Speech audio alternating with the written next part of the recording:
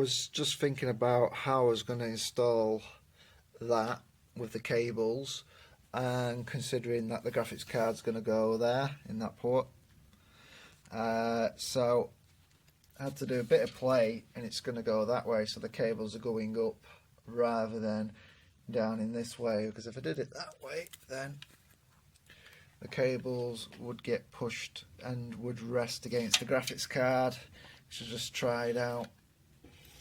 So that is the way I shall go. I need to use this bracket.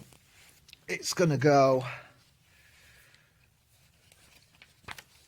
on top, okay, so it goes on top of there. Make sure you remove any plastic covers. See, that was like plastic film on top of the Corsair logo. You don't want that sitting on there causing any problems later on.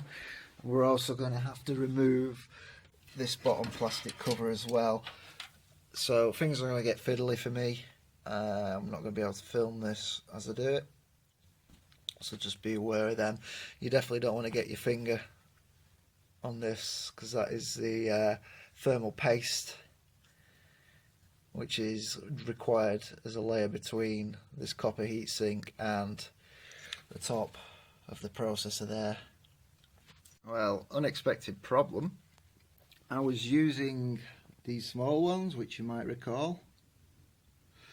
Scratch that. No, use the bigger ones, because otherwise you're just not going to be able to fit the block in.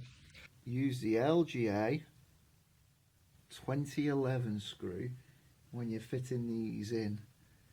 Well, if you make that mistake, I just replace them one at a time, so I didn't have to remove the motherboard.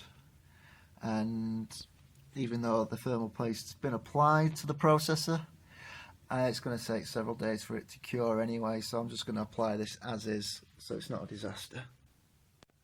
We've got this cable, which is the USB end, called the Corsair link, so I've plugged that into here.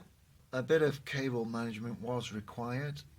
As you see, I've got the leads coming off directly from the pump going in here, including the Corsair link cable goes there.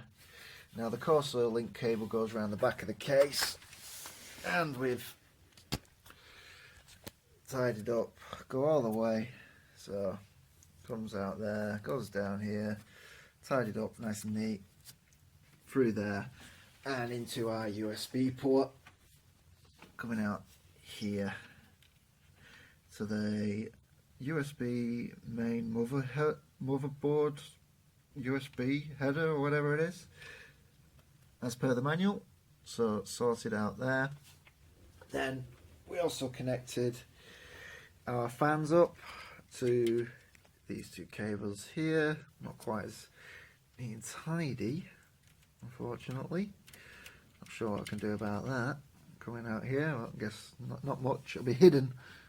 It'll be hidden, yeah. We just need to connect the SATA power, which I'll do later on.